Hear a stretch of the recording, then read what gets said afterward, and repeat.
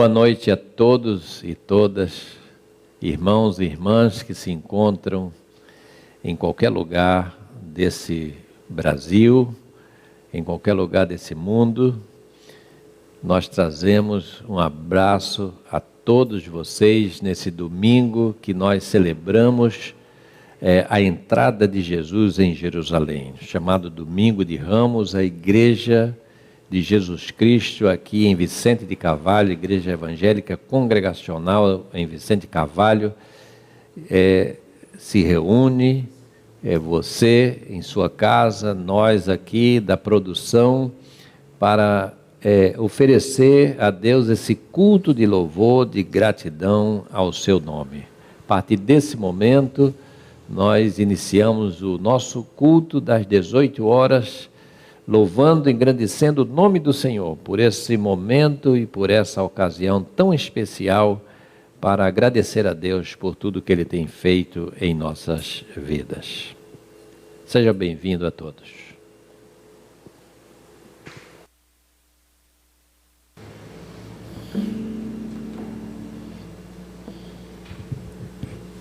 Bom dia, irmãos. Boa noite, na verdade, né?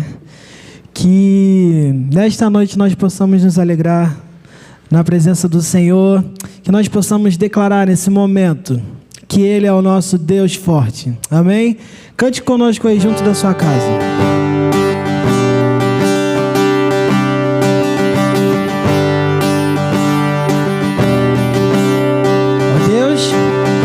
Ó Deus, Tu és o meu Deus forte, o grande El Shaddai, Todo-Poderoso Adonai. Jesus, Teu nome é precioso, meu Senhor e Cristo. Um nome sobre todos, pelo qual existo. O pastor de Israel, o guarda de Sião, a brilhante estrela da manhã. Jesus, Teu nome é precioso, meu Senhor e Cristo. O nome sobre todos, pelo qual existo. Jiré, o Deus da minha provisão. Shalom, o Senhor é a minha paz. Chamar, Deus presente sempre está. É o Elion, outro igual não há, não há, não há. Jeová Rafa, meu Senhor, que cura toda dor. Tsequenu Yahvé, minha justiça é. Elohim, Elohim, Deus no controle está, meu Deus, que tudo governa. Jeová Rafa, meu Senhor, que cura toda dor. Tsequenu Yahvé, minha justiça é. Elohim, Elohim, Deus no controle está, meu Deus, que tudo governa, que tudo governa, que tudo governa. Aleluia! O nosso Senhor, Ele é bom, Ele é majestoso e Ele é merecedor de toda a nossa adoração. Amém? Cante conosco. Exalte ao Senhor, declare a Ele que Ele é bom. Amém? Oh, yeah.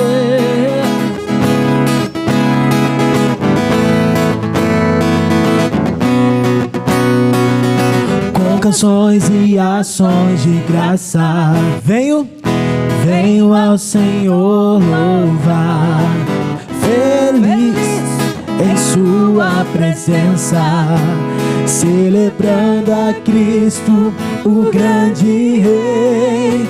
Louvem-no com danças e palmas, louvem-no com seus corações.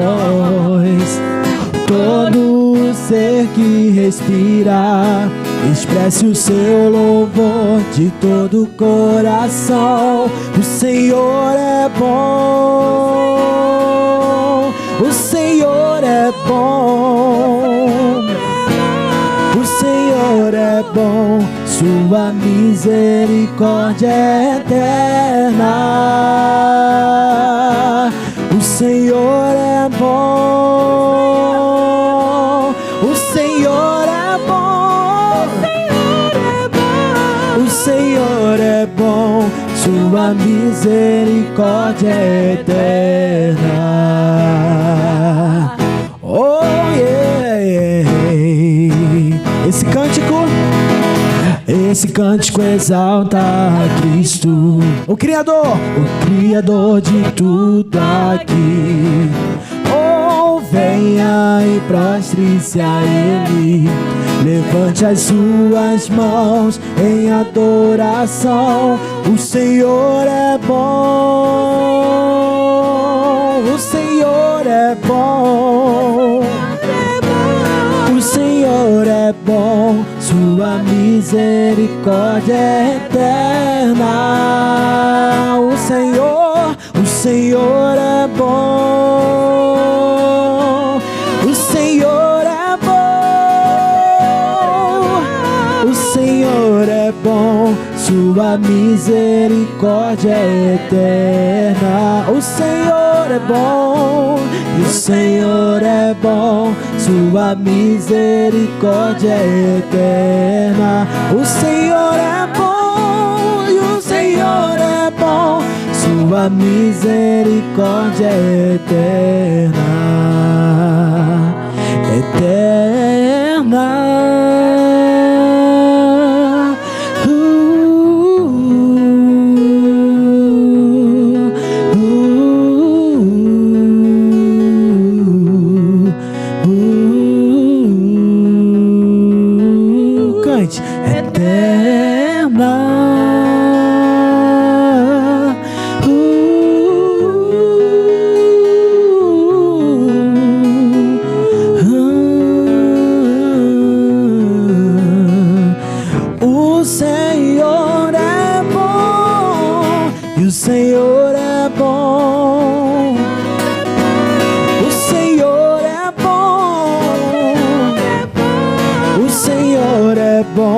Sua misericórdia é eterna. O Senhor é bom, e o Senhor é bom, e o Senhor é bom, e o Senhor é bom, sua misericórdia é eterna. O Senhor é bom, e o Senhor é bom, sua misericórdia é eterna. O Senhor é bom, e o Senhor é bom, sua misericórdia é eterna. Aleluia.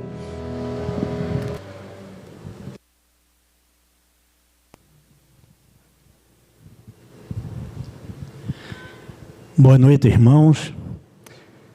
Quero, nesse momento, convidar a você que está diante dessa tela a se unir a mim em oração.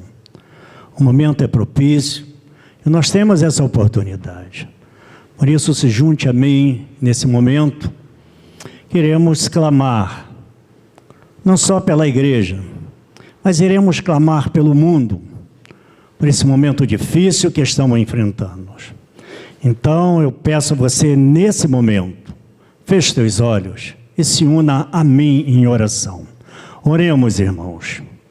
Deus bendito, a Ti toda honra, toda glória, todo louvor.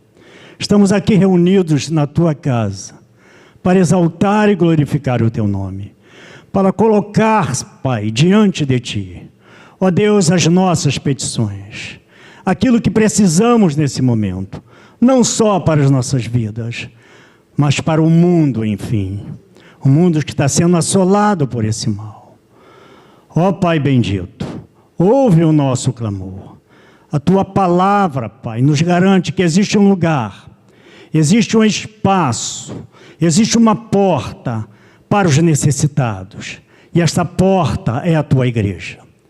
E a tua palavra nos garante que o Senhor responde à oração do justo, a oração que se fizer nesse lugar. Então estamos reunidos aqui na tua casa, levantando esse clamor em favor desse momento tão crítico, tão difícil, que de nós mesmos nada podemos fazer. Então, unidos, Pai, como igreja, na fé que temos e na esperança em Jesus Cristo, conclamamos agora, Pai, ouve a nossa oração e responde-nos segundo o teu querer. Assim te oramos, porque confiamos em ti. Oramos em nome do Senhor Jesus. Amém.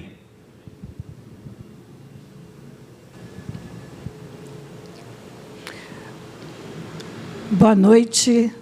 Que a graça e a paz do nosso Senhor e Salvador Jesus Cristo seja sobre cada um de nós, sobre você que nessa noite está aí presente, junto conosco, para louvar e bendizer o nome do Senhor, exaltá-lo, porque só Ele é digno do louvor, da honra e da glória. E juntos, nessa noite, nesse momento, nós vamos fazer a leitura que se encontra lá em Filipenses 2, do verso 6 ao verso 11, que vai nos dizer assim: pois ele, subsistindo em forma de Deus, não julgou como usurpação o ser igual a Deus. Antes, a si mesmo se esvaziou, assumindo a forma de servo, tornando-se em semelhança de homens e reconhecido em figura humana. A si mesmo se humilhou, tornando-se obediente até a morte, e morte de cruz. Pelo que também Deus o exaltou sobremaneira, e lhe deu um nome que está acima de todo nome, para que o nome de Jesus se dobre todo o joelho nos céus, na terra e debaixo da terra, e toda língua confesse que Jesus Cristo é Senhor, para a glória de Deus Pai. Amém.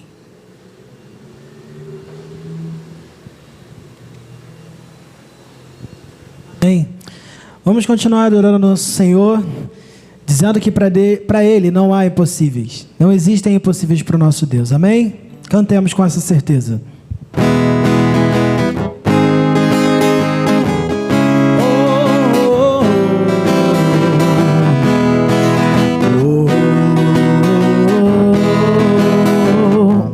Se vento contrário, mesmo temporal, te surpreender em pleno mar, maneja bem tua vela sem desanimar, crendo que Deus em tudo pode te livrar. Declare: pra Deus não há impossíveis, eu creio sim. Pra Deus não há impossíveis, eu creio sim. E o seu poder traz segurança até o fim, remove os montes e abre até o mar, se for preciso pra te encorajar. Deus é fiel, de certo cumprirá toda promessa que nos fez. Marinha vem tua vela sem desanimar, crendo que Deus em tudo pode te livrar. Pra Deus não há impossíveis, eu creio sim. Pra Deus não há impossíveis, eu creio sim. E o seu poder traz segurança até o fim. Remove os montes e abre até o mar, se for preciso, pra te encorajar. Pra Deus não há, pra Deus não há impossíveis, eu creio sim. Pra Deus não há impossíveis, eu creio sim. Mais uma vez. Pra Deus não há impossíveis, eu creio sim. E o seu poder traz segurança até o fim. Remove os montes e abre até o mar, se for preciso, pra te encorajar. Oh, oh. Amém.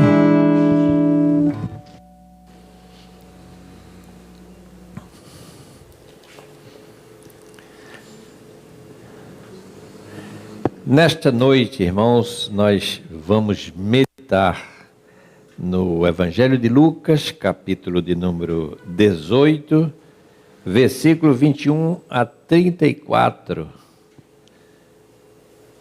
Lucas, capítulo 18, de 31 a 34, que nos diz assim: tomando consigo os 12, disse-lhes Jesus: eis que subimos para Jerusalém, e vai cumprir-se ali tudo quanto está escrito por intermédio dos profetas no tocante ao Filho do Homem. Pois será ele entregue aos gentios, escarnecido, ultrajado e cuspido. E depois de o açoitarem, tirar-lhe-ão a vida, mas ao terceiro dia ressuscitará. Eles, porém, nada compreenderam acerca dessas coisas, e o sentido dessas palavras era-lhes encoberto, de sorte que não percebiam o que ele dizia. Estamos nesse domingo e que celebramos a entrada de Jesus em Jerusalém. Esse domingo de Ramos, esse domingo em que para a igreja é uma semana muito especial, porque é o domingo que antecede a Páscoa. E aqui Jesus, ele está junto com os seus discípulos, e ele está com os 12, aquele núcleo dos 12 discípulos, subindo a Jerusalém e ao mesmo tempo explicando a eles todo esse acontecimento. Sua vida, seu ministério, que consiste nesse chamado para a missão. Ele diz que adentrar Jerusalém é um cumprimento, é uma profecia, segundo aquilo que os profetas haviam dito, que para que ele cumprisse a sua missão, era necessário chegar até dentro da cidade de Jerusalém. Acontecimentos decisivos se dariam ali naqueles dias. O cumprimento da profecia. E desde sua entrada na cidade, e com o passar dos dias, a situação, de fato, vai se tornar uma situação caótica. A recepção inicial foi uma recepção calorosa por parte da população, das pessoas simples. Mas depois a situação vai ficar caótica do ponto de vista político, do ponto de vista religioso. Os religiosos e os políticos não vão aceitar tudo aquilo que estava por acontecer. Então, àquela altura, a capital do reino ela estava repleta, Jerusalém estava cheia, Muita gente, gente de todas as partes, gente que vinha dos lugares mais distantes de Israel, que vinha para aquela festa, para aquela celebração, para celebrar a Páscoa do Senhor. E era tanta gente que não cabia dentro dos muros da cidade. Por isso que Jerusalém enchia, mas enchia também as cercanias, os arredores, armavam tendas, porque a cidade não comportava tamanho número de pessoas, eram milhares de pessoas. As condições de higiene ficavam muito difíceis, consumia-se muita coisa, consumia-se muita verdura, alface, frutas, tâmaras, azeitonas, uvas, cereais. E isso trazia uma série de problemas. As coisas aumentavam de preço, porque sempre, em todos os tempos, há os especuladores, aqueles que se aproveitam dessas situações.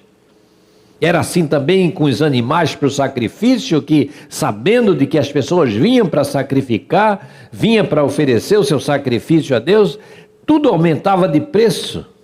A demanda com os pombos para o sacrifício, o preço das aves subia de uma maneira exorbitante, o preço dos animais também aumentava. Não só para o sacrifício, mas também por aqueles que seriam comidos. O especulador é aquele que se aproveita do viajante, daquele que passa em qualquer época e em qualquer tempo. Era eles que fixavam os preços de tudo aquilo que ia ser oferecido para aquelas pessoas. Se ganhava muito dinheiro naquela época. Eles se preparavam, esses negociantes, para aquele tempo, porque sabia das pessoas que vinham. E aí, as suas economias iam atrás das economias dessas pessoas. Nós estamos presenciando uma Páscoa diferente, uma semana que antecede a Páscoa de uma maneira diferente. Estamos na véspera da Páscoa. E por conta desse Covid-19, esse vírus contagioso que tem assolado o mundo inteiro desde o final do ano passado, e depois início desse ano, fevereiro, e nós estamos vendo essa situação toda, e enquanto uma parcela da população está aí pensando em solidariedade, em como ajudar outras pessoas, aqueles que só comem, que quando saem para trabalhar, e a gente sabe das dificuldades dessas pessoas, é o trabalhador informal, que somente no Brasil são milhões e milhões de pessoas. Outros estão se aproveitando dessa situação de pandemia para lucrar, aumentando de forma exorbitante o preço daquele material que é necessário para esterilização, como luvas, como máscara, como álcool gel e outros materiais necessários para, principalmente, pessoal de saúde, né, para que vençam a guerra contra esse vírus. Tem gente se aproveitando dessa situação em toda parte, em todo lugar, não apenas no Brasil, mas em todos os lugares do mundo. Então, esse tipo de gente, ela está presente em qualquer lugar, em qualquer época. Não era diferente em Jerusalém naqueles dias, que se dizia assim, vai vir muita gente e vai chegar muitas pessoas. Por conta desse aglomerado de gente, o exército romano entrava de prontidão durante os dias de festa. Por quê? Porque aquilo se tornava uma espécie de um barril de pólvora. Podia surgir dali uma insurreição. Se dizia também que o Messias surgiria num momento como esse, num momento de grande concentração de pessoas, e eles pensavam que o Messias seria aquela pessoa que haveria de liderar uma rebelião, liberar um movimento contra aquele exército invasor, contra aquele inimigo que estava ali, mas que controlava tudo, que era Roma. Então eles ficavam ali de prontidão, o exército acantonado nas imediações para entrar em cena a qualquer momento, caso eles percebessem qualquer agitação maior. Pôncio Pilatos era o governador romano que morava em Cesareia, e ele vinha nessa época para Jerusalém, na época das festas, ele estava em Jerusalém, para conduzir as ações que fossem necessárias para a manutenção da ordem segundo o critério romano. E ao mesmo tempo em que se percebe o agravo da situação econômica e religiosa dos peregrinos, ao mesmo tempo que eles achavam que aquilo podia ser algo que se tornasse caótico, no plano político também havia uma certa instabilidade. Na época de Jesus, devido a essa opressão estrangeira, cada Páscoa era aguardada com muita expectativa, porque ele dizia, olha, o Messias libertador pode surgir exatamente nesse momento. Na escola rabínica de Hilel, avô de Gamaliel, que foi mestre de Paulo, contemporâneo de Jesus, afirmava-se que o Messias deveria vir entre 14 e 15 de Nissan, ou seja, por ocasião do sacrifício do Cordeiro Pascal.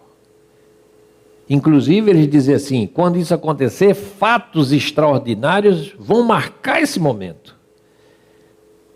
E é nesse contexto que Jesus tem essa conversa com os seus discípulos.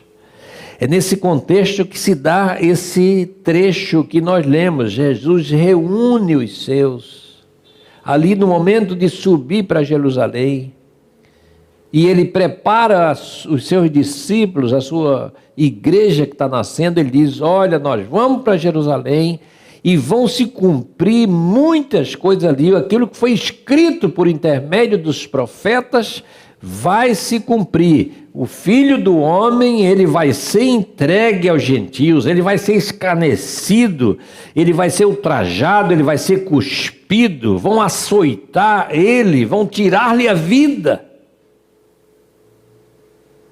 Todos esses acontecimentos, Jesus prepara a igreja, Jesus prepara os seus. Assim como ele nos preparou os discípulos para aquela situação, ele nos prepara para os problemas que nós podemos enfrentar a cada dia da nossa vida. Ele disse, olha, no mundo vocês vão ter aflições, e às vezes quando essas aflições chegam, a gente entra em pânico, em desespero, mas ele nos prepara por meio da sua palavra. Ele preparou os discípulos, vamos entrar na cidade, não se impressione com a festa, com as ações das pessoas, que no final o que vai acontecer é exatamente isso. O Filho do Homem vai ser espancado, vai ser cuspido, vai ser escarnecido, vai ser açoitado, e no final vão tirar a vida dele. E o texto diz assim, que eles não entenderam nada disso. Eles não compreenderam nada. Não é que eles entenderam mais ou menos. Mas esse verso 34 diz assim, eles não entenderam nada, eles não sabiam o sentido dessas palavras. Eles pensaram assim, como é que pode acontecer isso? E Jesus chamou eles à parte, deu instruções. Hoje Deus nos dá instruções de que maneira? Pela sua palavra. A Bíblia está aí, que a gente pode e deve lê-la nas nossas casas. Por que essas coisas estão acontecendo? Por que essa situação? Por que essa pandemia? Por que esse confinamento? E a Bíblia, a gente abre a Bíblia e a gente encontra Jesus Cristo falando, olha, vão acontecer guerras, vai acontecer fome, vai acontecer epidemias, pestes, vão acontecer, antes que venha o Filho do Homem, todas essas coisas acontecerão. Então, o Senhor está sempre nos advertindo, nos preparando. Mas eu quero dizer que aqui tem 3 ações nesse texto que serve de orientação para nós. O que aprendemos com isso? Lições que trazemos para isso. Dessa entrada de Jerusalém, dessa chegada de Jerusalém, desses acontecimentos e desse banquete pascal que Jesus vai participar, nós temos 3 lições. Jesus queria nos ensinar ali, e pelo menos aqui, 3 coisas que eu quero destacar. Claro que tem muitos outros ensinamentos, mas primeiro é dizer que a Páscoa é uma festa de resistência. Jesus, como Cordeiro Pascal, nos ensina a resistir ao mal, a resistir aos poderes opressores, a resistir à injustiça, a resistir à maldade que campeia no mundo, a resistir aos poderes da morte. Ele está nos dizendo isso. Israel aprendeu com a escravidão no Egito e aprendeu de que maneira? Aprendeu a resistir ao opressor, a saber que há um Deus que intervém, há um Deus que está presente, há um Deus que está junto, há um Deus que ouve o clamor, há um Deus que ouve a oração, há um Deus que chega junto ao seu povo. Então Israel aprendeu com a escravidão do Egito a capacidade de resistir o tempo todo. E ao final Deus manda o seu direito e a sua justiça. Por isso o Salmo 106 nos diz assim: felizes os que guardam o direito e praticam a justiça em todo o tempo, porque Deus é com estes. Israel clamou no Egito e Deus ouviu a oração do povo. Então a celebração da Páscoa é um momento de a gente se alegrar. Por quê? Porque temos um Deus que nos ensina a vencer esses poderes da morte, a resistir a tudo aquilo de mal que há nesse mundo. Celebrando a Páscoa, nós estamos celebrando a vida.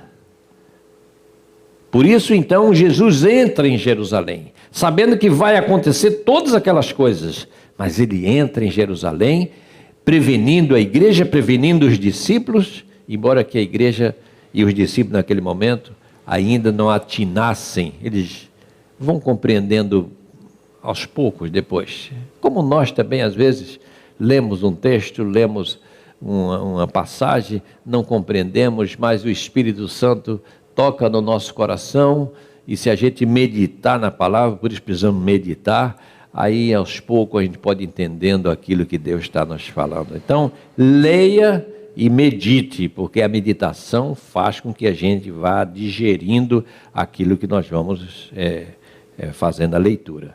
Em segundo lugar, Jesus nos ensina a ser determinados com os nossos propósitos e com as nossas metas. Ele tinha exata noção do perigo que ele tinha pela frente. Jesus não entrou em Jerusalém sem saber o que ia acontecer. Ele sabia o que ia acontecer, e ele sabia o que ia acontecer, não simplesmente por a gente dizer assim, ele era Deus, ele sabia de tudo. Ali é Jesus de Nazaré. Mas era um homem consciente de tudo que estava acontecendo, da oposição que já havia se levantado contra ele. Ele sabia, como homem também, de todos os acontecimentos, que aquilo que ele estava fazendo, mexendo com os poderes desse mundo, mexendo com a economia, mexendo com o poder bélico, militar dos romanos, que ele estava indo numa situação de enfrentamento e que levaria à morte. Ele tinha consciência. Ele sabia da oposição que ele enfrentaria. Ele sabia de que os sistemas que ele haveria de desmantelar naquela entrada em Jerusalém, que mexer com o sistema sempre leva à morte. Quem mexe com poderes, quem mexe com governos despóticos, de poderes que gera morte, está com a sua vida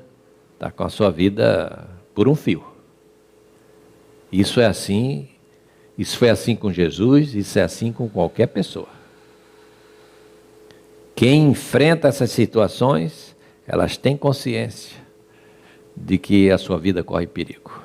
Por isso que alguns líderes, pessoas que enfrentam essas situações, deixam a carta escrita, às vezes deixam um texto: olha, eu sei que vão me matar, sei que vão, mas eu luto por uma causa e eu vou em frente. A gente encontra isso mesmo hoje. Um grande líder aí, há tempos atrás, que foi executado, ele deixou um texto assim também: vão acabar comigo, porque eu estou lutando contra poderes da morte. Jesus preparou os seus discípulos para isso.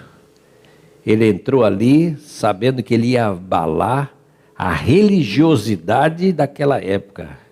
Religiosidade vazia. Religiosidade que não levava a Deus, mas que satisfazia os interesses de pessoas. Interesses econômicos, que dominava aquele comércio milionário de Jerusalém. Olha, vai chegar aí centenas de milhares de pessoas. Nós vamos ganhar dinheiro com essa gente, em nome de Deus.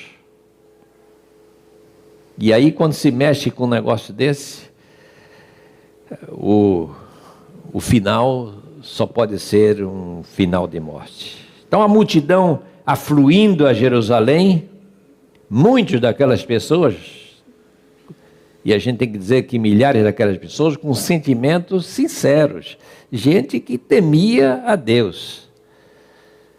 Mas essas pessoas simples, às vezes, são tão facilmente cooptadas para aderir a um determinado sistema que se aproveitava delas. Às vezes a pessoa não percebe que enriquecia às custas delas.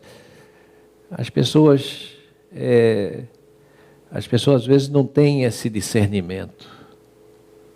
Lembro de um personagem na história do Brasil que ficou furioso com o trabalho que era feito por os missionários, que ensinando as pessoas a ler, e eles disseram assim: olha, os nossos trabalhadores estão se tornando muito espertos, estão aprendendo a reivindicar, porque estavam sendo educados, estavam recebendo educação, e com isso estavam compreendendo que eles estavam sendo explorados, que eles não entendiam antes. O Evangelho faz isso também. O Evangelho faz a gente ficar antenado. O Evangelho faz a gente compreender o que se passa ao nosso redor. O Evangelho nos dá uma leitura da realidade. O Evangelho nos educa, nos prepara para Deus, mas também nos educa para como viver como cidadãos. Então Jesus levou pânico àquele sistema que vivia e dependia de fraude, de corrupção, de falcatrua, de todo tipo praticado ali, de enriquecimento ilícito, a partir da fé simples daquelas pessoas. Então Jesus denunciou essas práticas e com isso gerou ódio explícito. E aí os religiosos conseguiram, em 5 dias, reverter aquela recepção colorosa das pessoas, para transformá-lo em alguém que era inimigo do povo. A ponto de domingo até quinta-feira, já estavam pedindo a sua sentença de morte. Mas Jesus nos ensina aqui, nesse segundo ponto, a ser determinados. Ainda que a verdade nos conduza à morte, ainda assim somos fiéis à verdade e não vamos nos deixar conduzir por facilidades. E em terceiro, essa também é uma mensagem de esperança. Ele diz: olha, eu vou ser entregue aos gentios. Ou seja, Pilatos, os soldados romanos que o sacrificaram, os religiosos de sua época, eu vou ser entregue. Os soldados zombaram dele, junto com a multidão. Ele foi açoitado, como ele disse, e finalmente ele foi crucificado. Mas a sua morte não seria o fim. Ele tinha dito isso aos discípulos: olha, vão tirar minha vida, versículo 33, mas ao terceiro dia eu vou ressuscitar. Então, aqui está a mensagem de esperança. A morte não é o fim. Após 3 dias ele se levantaria dentre os mortos. A morte seria uma etapa para uma nova vida. Então Jesus nos ensina a necessidade de ir até o fim. Portanto, nessa noite, não desanime. Nesse dia que celebramos essa entrada de Jesus, não desanime, não se deixe esmorecer diante das dificuldades, das perseguições, dos perigos de morte, da cidade entregue à sua própria sorte. Lembre-se que Deus está no controle de todas as coisas e Ele permite certas situações, mas jamais abandona os seus. Os homens maus têm seus dias contados, como diz o Salmo 73.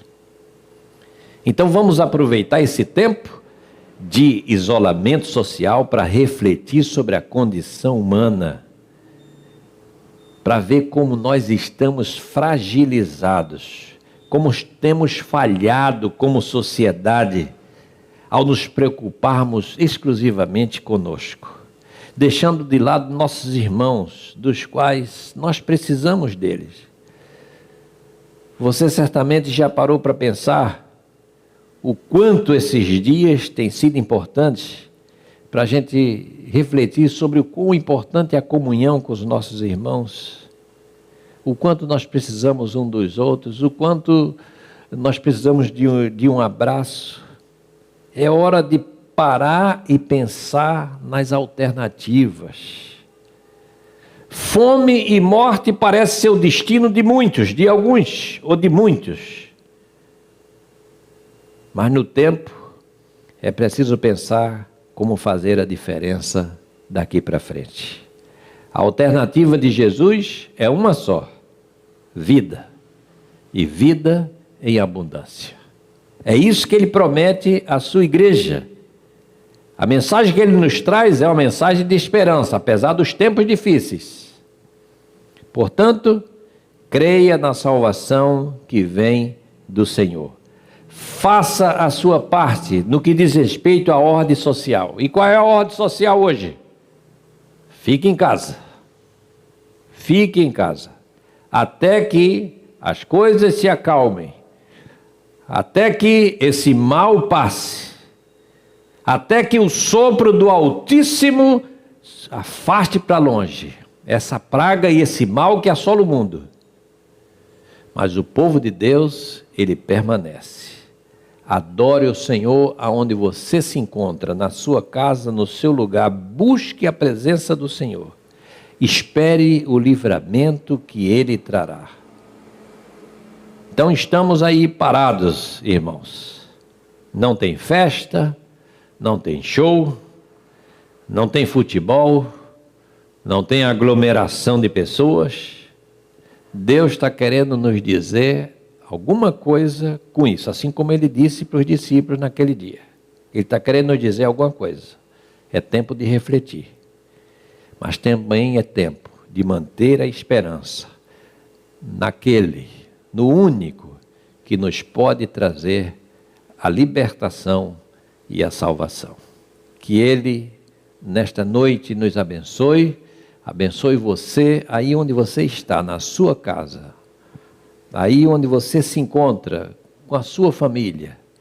Que a bênção de Deus alcance você. Se você está aí abatido por estar recluso, às vezes já vem aquele problema na mente, psicológico, lembre-se que Deus é aquele que nos acompanha a toda hora, a todo momento, a todo instante. A sua presença é real, a sua presença é constante com cada um de nós. Que Ele nos abençoe.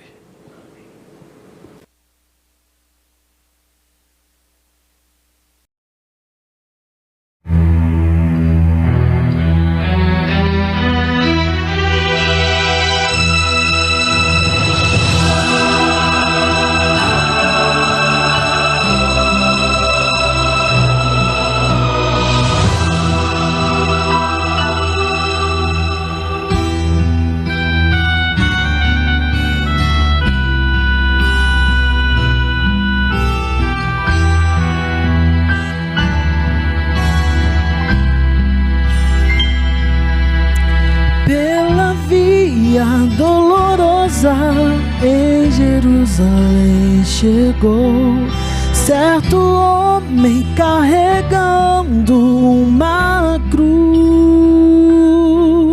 Multidões queriam ver o homem condenado a morrer.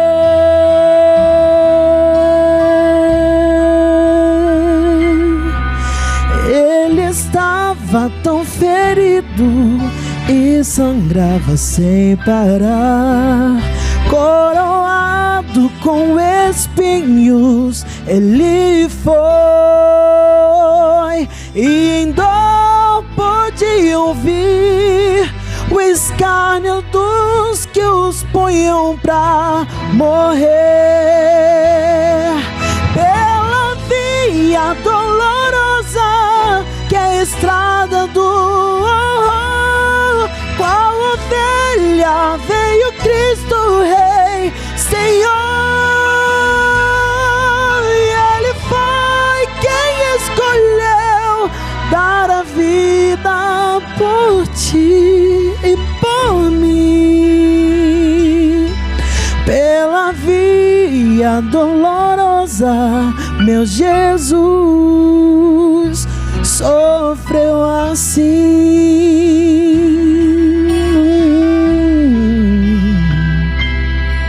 Ele estava tão ferido e sangrava sem parar, coroado com espinhos ele foi, e em dor pôde ouvir os escárnios dos que o punham pra morrer. Pela via dolorosa que é a estrada do horror, qual ovelha veio Cristo Rei, Senhor. Ele foi quem escolheu dar a vida por ti e por mim. Pela via dolorosa, meu Jesus sofreu assim. Jesus se entregou, mostrou seu amor, morreu numa cruz em Jerusalém.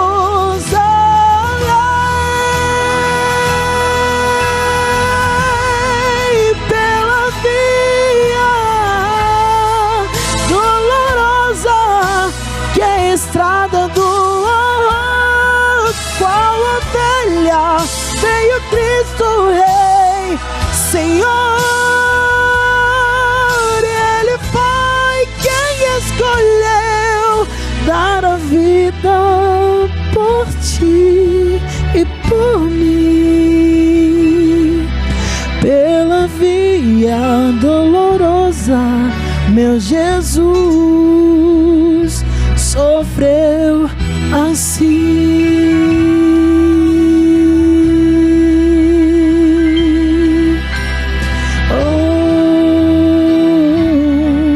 Sofreu assim, sofreu assim, Jesus.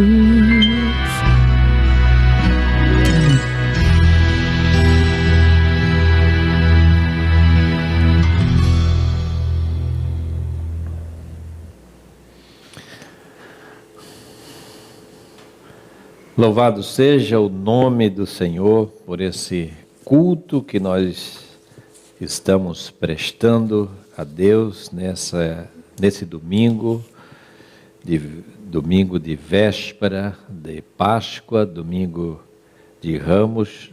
Louvamos a Deus por poder nos reunir com todos vocês, mesmo que à distância, mas estamos juntos como Igreja de Jesus Cristo e espalhados por todo lugar.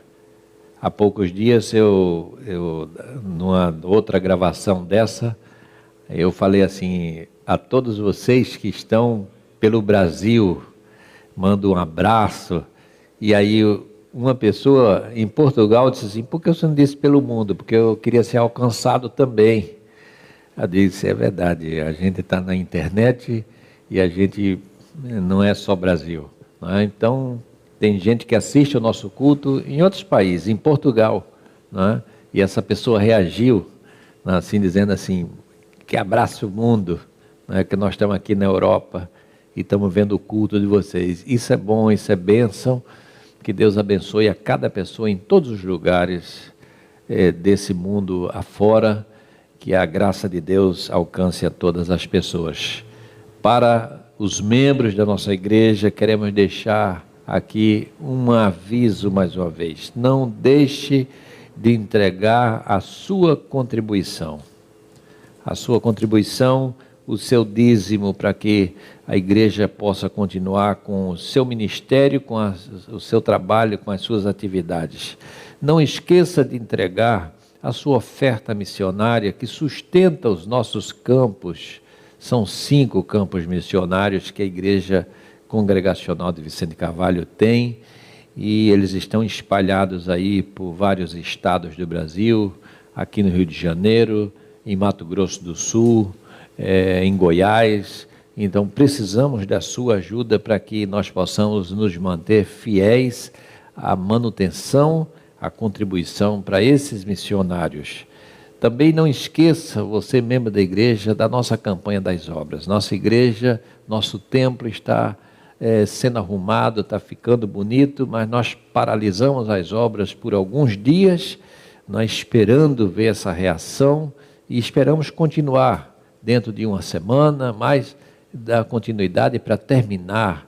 E a gente, quando terminar essa situação toda, esse tempo em que a gente tem que ficar assim, confinado, que a gente possa voltar a nos reunir no nosso templo.